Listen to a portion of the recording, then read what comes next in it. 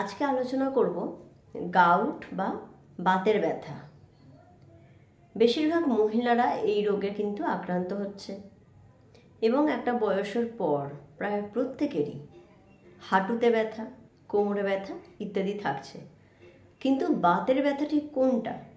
আমার হাঁটুতে ব্যথা হলো বা কোমরে ব্যথা হলো বা পায়ের তলায় বা পায়ের গোড়ালিতে ব্যথা হলো, তার মানেই অনেকে ধরে নেন যে বাতের ব্যথা। কিন্তু অ্যাকচুয়ালি বাতের ব্যথাটা কিভাবে বোঝা যাচ্ছে, কখন আমরা বলবো যে এটা বাতের ব্যথা, এবং বাতের ব্যথা হলে কি করণীয়, কি লক্ষণ আছে এবং এর ট্রিটমেন্ট কি, এর ওষুধ কি, এই সব কিছু নিয়ে আজকে আলোচনা করব। তাহলে দেরি না করে ভিডিওটি শুরু করছি।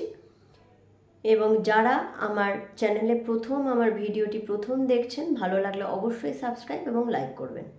এক্সেসিভ বা বেশি মাত্রায় যদি ইউরিক অ্যাসিডের পরিমাণটা রক্তে বেড়ে যায়, তখন কি হয় না, ইউরিক অ্যাসিড ক্রিস্টাল থাকে কিছু, সেটা আমাদের জয়েন্টে জয়েন্টে জমা হয় এবং তখন এই জয়েন্টে ইউরিক অ্যাসিড ক্রিস্টাল জমা হওয়ার ফলে ব্যথা হয়, জয়েন্ট ফুলে যায় এবং রেড হয়ে যায়, অর্থাৎ সোলেন রেডনেস এবং পেইন হয়। এই কন্ডিশনটাকে আমরা বাতের ব্যথা বা গাউট বলে থাকি। বাতের ব্যথা পুরোটাই কিন্তু ইউরিক অ্যাসিডের সঙ্গে যুক্ত, অন্য কোনো কিছুর সাথে কিন্তু বাতের ব্যথা যুক্ত নয়, শুধুমাত্র ইউরিক অ্যাসিডের সাথেই যুক্ত। এবার প্রশ্নে আসি যে কেন হয়। দুটো কারণে হয়।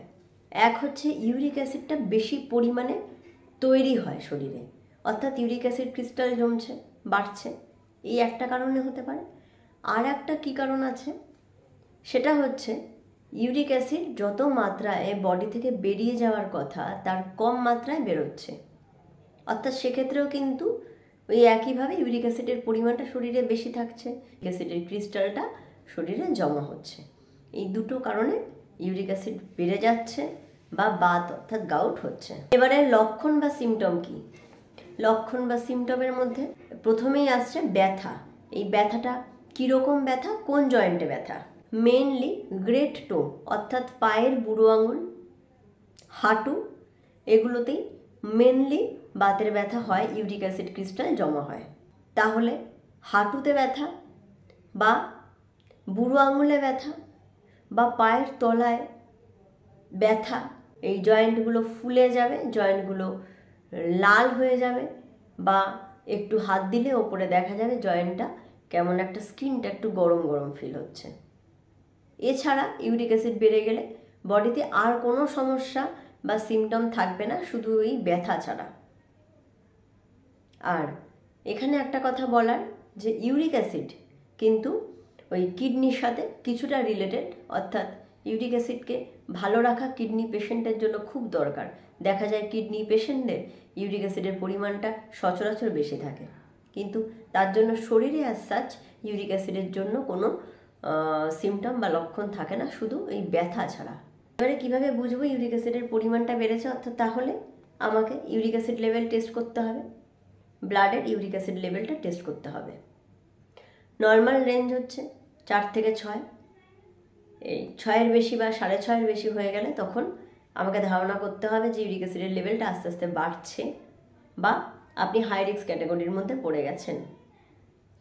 কখন আমি টেস্ট করব না, যদি আমি কিডনি পেশেন্ট থাকি তাহলে আমাকে ইউরিক অ্যাসিড লেভেল করতে হবে। তাছাড়া নর্মালি একটা স্বাভাবিক অ্যাডাল্টদের ক্ষেত্রে যখনই আমার গা হাত পায়ে ব্যথা থাকবে, যে কোনো জায়গায় ব্যথা হলেই, কোমরে ব্যথা হলে আমাকে ইউরিক অ্যাসিড টেস্ট অবশ্যই করতে লাগবে না। যদি হাঁটুতে ব্যথা লাগে, ভার লাগে চলতে গেলে, মনে হয় যে কেমন একটা ব্যথা লাগছে, ফুলে আছে, পায়ের তলার দিকে যদি ফুলে যায়, তখন ইউরিক অ্যাসিড লেভেলটা টেস্ট করে নেওয়া দরকার। বুড়ো আঙুল ব্যথা, স্টিফনেস, ভার লাগছে, তখন ইউরিক অ্যাসিড টেস্ট করতে হবে।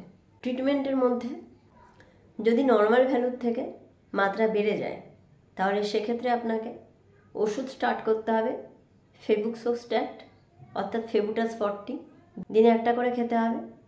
তার সাথে ইউরিক অ্যাসিড কমানোর জন্য কিছু জিনিস আপনাকে বন্ধ করতে হবে। সেগুলোর মধ্যে আপনাকে অ্যালকোহল খাওয়া পুরোপুরি বন্ধ করতে হবে, পিউরিন জাতীয় খাবার কম খেতে হবে, মাটির তলার খাবার বা শাকসবজি এটাকে কম খেতে হবে। এই জিনিসগুলো মেনটেন করতে হবে। এবং একটা ইউরিক অ্যাসিড বেড়ে গেলে একটু বয়স্ক মানুষদের জন্য কিডনি ফাংশনটা টেস্ট করে নেওয়াটা দরকার। আর এই ওষুধটা কন্টিনিউ খেতে হবে এবং মাঝে মধ্যে 6 থেকে 1 বছর অন্তর ইউরিক অ্যাসিড টেস্ট করে নিয়ে দেখাটা দরকার যে আমার লেভেলটা ঠিক কতটা আছে। এছাড়া জয়েন্টগুলোকে ভালো রাখার জন্য কিছু এক্সারসাইজও আপনি করতে পারেন, তাতে কোনো অসুবিধা নেই, বরং আপনার শরীরের জন্য সেটা ভালো। যারা একটু ওবেজ, একটু মোটা, তাদেরকে ওয়েটটা কমানো দরকার, না হলে এই ব্যথাটা আপনি আরও বেশি অনুভব করবেন। তাহলে আজকের ভিডিওটা আশা করি যথেষ্ট হেল্পফুল ছিল। অন্য ভিডিও নিয়ে আবার দেখা হবে। আজকের জন্য এই পর্যন্ত শেষ করছি। ধন্যবাদ।